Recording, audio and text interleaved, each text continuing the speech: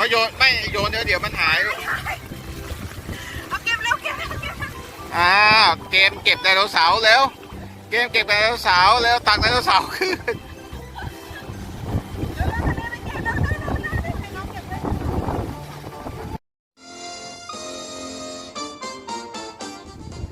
หนูลองขุดดู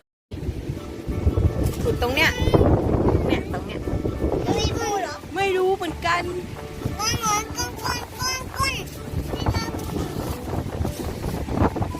ลองขุดดูสิมีตัวอะไร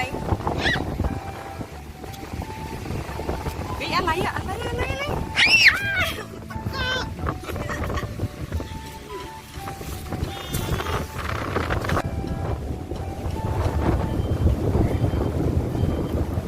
วิ่งแล้วทะเล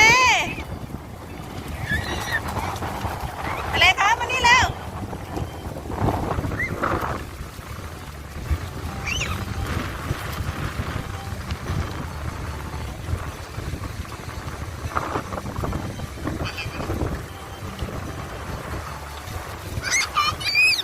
ลอยไปแล้วประวานหยิบแล้วลอยไปแล้วลูกลอยเร็วเอาอีกแล้วเร็วเก็บแล้ว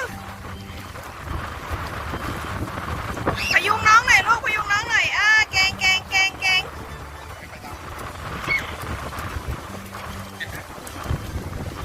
เอ้าไม่หยิบเหรอครับไปตักปูกับพี่ปาวานแล้วเอาที่ตักไปตักนี่ลูกนี่ทะเลครับนี่เอาที่ตักไปตักปูแล้ว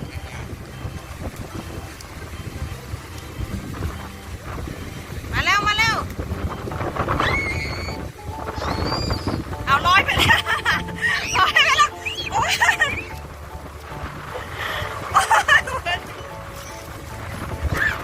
ไปตักปูกับพี่ปาวานแล้วตักปูเจอปูไหมลูกปาวานคะเอาทรายใส่ถังเลยลูกไม่งั้นมันปิวหนีนี่ไงขอเนี่ยตักเสไว้ลูก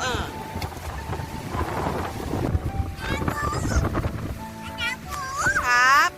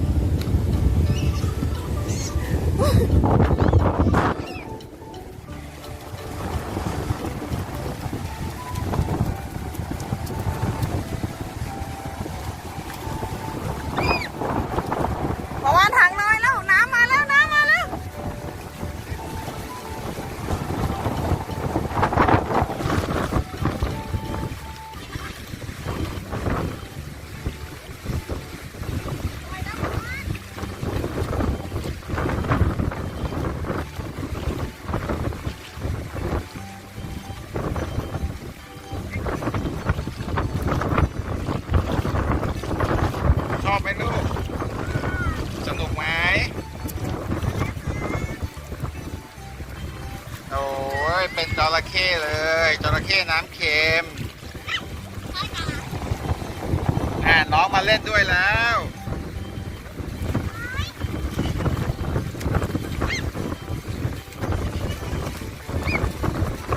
วันนี้คลื่นแรงมากเลย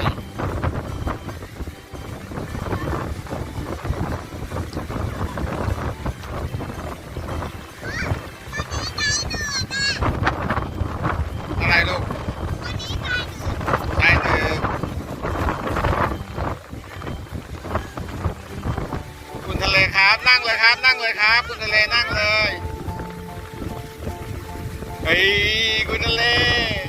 คุณทะเลไม่กลัวน้ำแล้ว ชอบเลยคุณทะเลไม่กลัวน้ำแล้วใช่ไหมครับ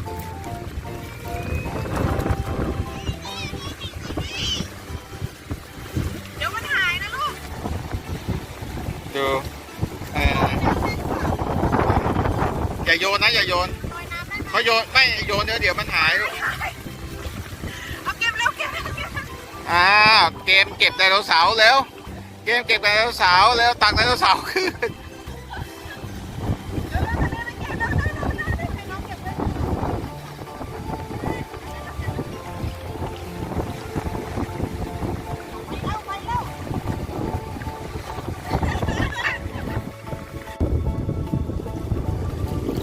ลึกไปประวานไปทางนู้นลูก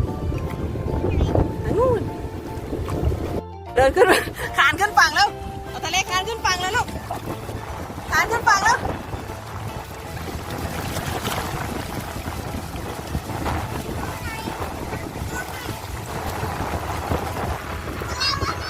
ทะเลไปแล้วนี่ไงนั่งนี่ไงนั่งลงนั่งลงนั่งลงนั่งลงเนี่ยนั่งลงดูพี่ประวานไปไหนแล้วนะพี่วานอย่าไปลึกพอแล้วลูกพออ้าววิ่งหนีวิ่งหนีอ้าว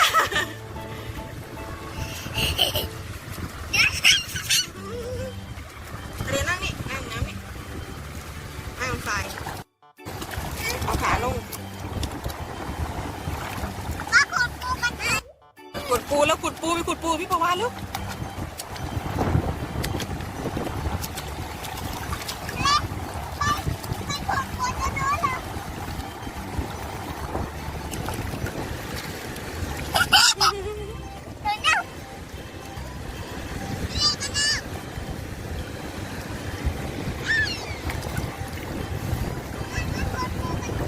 ไปขุดปูกับพี่ไปแล้วมาแม่อุ้ม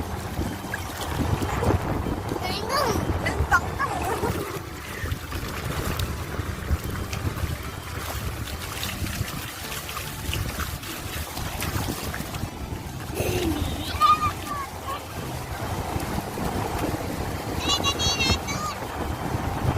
ไปเดินหาพี่ประวาน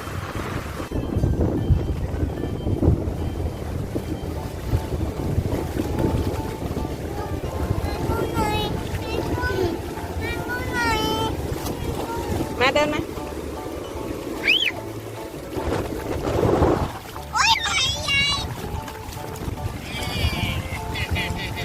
พอเจอไดโนเสาร์ด้วย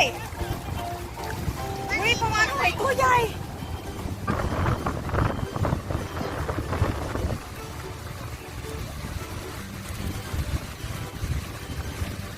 สนุกไหมลูกทะเลปลาวานชอบไหมขึ้นมาข้างหลังหนูแล้ว